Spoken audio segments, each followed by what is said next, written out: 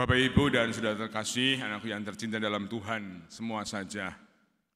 Tanpa terasa kita memasuki masa Advent ya, awal dari tahun liturgi gereja. Advent, masa penantian, masa pengharapan, merupakan kesempatan minimal untuk saya pribadi membangun refleksi, supaya pada saatnya nanti tidak tiba-tiba kena jerat, karena tanpa persiapan. Karena hal itu, yaitu kedatangan Tuhan, akan menjadi bagian dari diri kita masing-masing. Setiap orang apapun pilihan panggilannya akan mengalami hari Tuhan. Maka jangan sampai hari Tuhan itu seakan-akan seperti jerat perangkap yang membuat kita tidak berdaya. Maka dalam penegasan kepada para rasul dan para muridnya, Yesus mengatakan bahwa kita diajak untuk mengangkat kepala dan memandang wajah kerahiman Allah. Artinya apa? Artinya bahwa panggilan kita sebagai orang-orang beriman ini pada saatnya nanti kita tidak tertunduk di hadapan Allah. Di sini orang yang bersalah, orang yang keliru, itu tertunduk di hadapan kita. Kita diajak untuk mengangkat kepala. Artinya kita percaya dan berharap, karena hidup kita dalam kebenaran, maka saya boleh bangga di hadapan Allah, maka saya tidak akan tertunduk lesu, melainkan kita untuk selalu mengangkat kepala, karena ada harapan, kegembiraan, dan berkat. Sehingga hari Tuhan adalah bukan hari kesudahan, melainkan hari di mana kita diajak untuk menyadari panggilan saya pada hari Tuhan nanti adalah menjadi orang-orang yang memandang wajah Allah dengan gembira. Ini puncak dari iman kita. Tentu ada syaratnya, ya kan? Dan itu semua akan mengenai kita semua, baik entah uskup atau pastor atau awam sama. Di hadapan Allah tidak ada bedanya. Maka Yesus mengatakan, oleh karena itu jagalah dirimu, supaya hatimu jangan dibebani oleh pesta pora dan kemabukan, serta kekhawatiran hidup sehari-hari. Dan supaya hari Tuhan jangan sampai tiba-tiba jatuh ke atas dirimu seperti suatu jerat.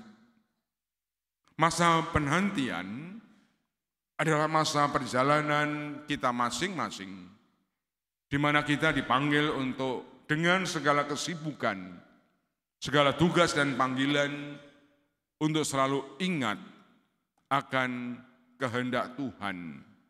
Tidak boleh kita jatuh pada hanya sekedar kekhawatiran duniawi. Romo kan hidup ini harus berjuang, kadang-kadang gelisah, kadang-kadang juga harus mari masalah. Benar, tidak salah. Siapa yang tidak pernah punya masalah, angkat tangan. Nanti Romo berguru, bagaimana caranya tidak punya masalah. Ya kan? Siapa yang tidak khawatir, angkat tangan. Romo pun khawatir, ini sudah usia saya sudah mulai tua ini, kapan Tuhan panggil saya kan? Khawatir kan? Nah, itu bagian dari hidup kita. Namun kita diajak dalam kondisi seperti itulah kita tetap untuk mengandalkan kehendak Allah. Maka kisah Yeremia saya kira menjadi menarik. apapun kondisinya, bahwa kita punya tugas, punya misi, punya panggilan, baik secara personal maupun secara komunitas, untuk mewartakan bahwa Tuhan yang kita imani adalah Tuhan keadilan kita. Jadi dalam dinamika kehidupan sehari-hari kita ini, masa penantian yang merupakan ziarah rohani kita masing-masing ini, kita punya misi agar kita mampu untuk tegak berdiri di hadapan Allah dan menatap wajah Allah dengan gembira. Kita punya tugas untuk mewartakan Tuhan yang kita imani adalah Tuhan keadilan.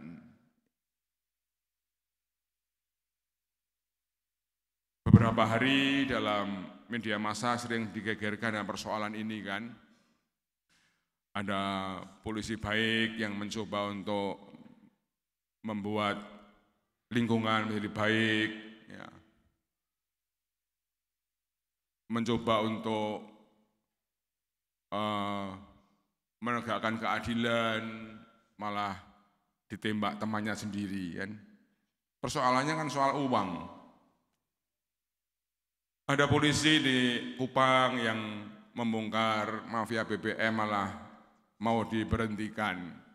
Aneh toh. Itu tanda bahwa masa Advent kita belum tiba, keadilan Tuhan belum nampak. Tugas kita adalah untuk mewujudkan keadilan Tuhan ini.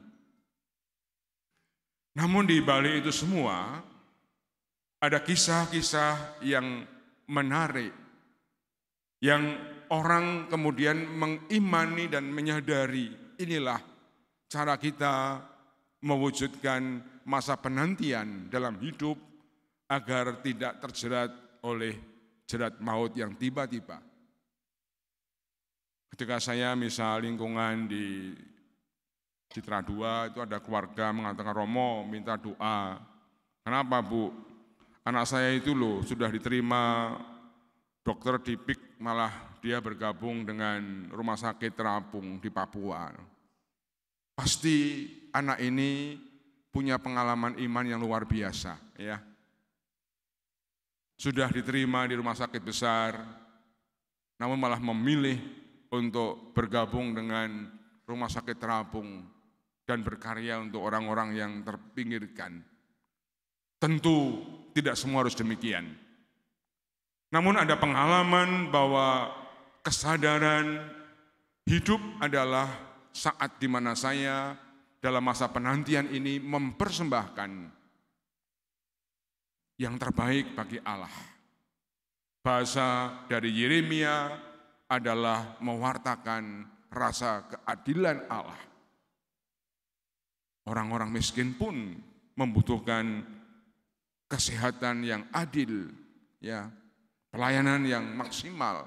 Mungkin anak ini mengalami perjumpaan yang personal dengan Allah. Banyak seperti itu, ya. Contoh sederhana, sepupu saya sudah S2, sudah enak-enak bekerja di Cikarang, tiba-tiba malah masuk Yesuit, ya kan? Aneh toh? Kadang-kadang hidup itu aneh. Namun itulah saat-saat di mana kita diajak untuk merenungkan masa Advent, masa penantian, apa yang harus saya lakukan agar hidup saya tidak terjerat oleh persoalan pesta pora dan kekhawatiran duniawi.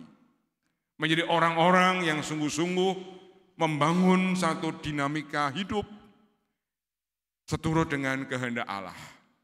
Melakukan atau mewujudkan pengalaman hidup sesuai dengan kehendak Allah dengan hal-hal yang baik, praktek-praktek yang baik. Pasti tidak harus heroik.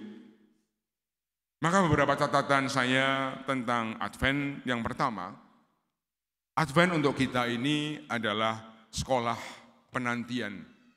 Artinya bahwa hidup adalah saat di mana kita pada saatnya akan menghadapi sebuah saat penantian di mana Tuhan memanggil kita. Dalam masa penantian itu Tuhan memberikan harapan. Sebagaimana Yeremia katakan, harapan. Dan harapan itulah yang harus kita capai. Bagaimana caranya? Orang beriman selalu mengatakan, caranya adalah bagaimana saya selalu berani untuk mendengarkan suara Tuhan, mendengarkan bisikan Allah, mendengarkan kehendaknya, dan melakukan kehendak itu dalam hidup saya sehari-hari, dalam aneka kesibukan dan kerepotan dunia ini. Allah tidak boleh hilang dalam batin saya. Itulah Advent, ya. Oke, kita sibuk dengan banyak hal. Namun jangan sampai lalu kita lupa bahwa satu hal yang besar, bahwa saya ini adalah seorang peziarah yang harus menantikan saat di mana kedatangan Tuhan akan tiba. Supaya saya tidak menjadi orang yang gagap, ya. Nanti kalau Bapak Ibu tidak mendengarkan khotbah saya, sama-sama kita sudah mati, ya kan? Kalau di surga tidak saya temukan, berarti enggak mendengarkan khotbah saya kan? Enggak disiapkan waktu di dunia. Merasa hebat, merasa sehat, merasa kuat, ya kan? Merasa punya duit, lalu lupa. Kalau hidup ini adalah Adventus, masa penantian, ya. Kita taruhan yuk, siapa yang tidak mau surga yuk. Ya kan? Nanti sama-sama kita dipanggil Tuhan, mungkin loh kok di bawah dia, ya kan? Ternyata hidupnya ini penuh dengan pesta pora dan foya-foya tanpa lupa kalau hidup ini adalah saat penantian dan masing-masing akan mengalami saat itu. Tentu sebagai orang Katolik, dalam masa penantian ini, dengan mendengarkan sabda dan melakukannya, kita juga harus membuktikan dengan perbuatan-perbuatan baik. Sebagaimana dikatakan dalam bacaan yang kedua, dalam surat Rasul Paulus kepada jemaat di Tesalonika, bahwa Tuhan telah menjadikan kamu bertambah-tambah dan berkelimpahan dalam kasih satu sama lain, dan dalam kasih terhadap semua orang, seperti kami pun menaruh kasih kepadamu. Jadi puncak dari penantian yang membuat saya berani menegakkan kepala dan memandang wajah Allah ketika kasih itu menjadi milik dan hidup saya sehari-hari. Saya percaya itu, ya. Sehebat-hebatnya kita, ketika kasih hilang dari hati kita, kita akan tertunduk malu di hadapan Tuhan. Tidak pernah berani untuk menatap wajah Allah. Semoga kita semua pada saya nanti sebagai orang-orang Katolik ini, karena kita penuh dengan kasih, penuh kepedulian, kita gembira menatap wajah Allah dalam kemuliaan.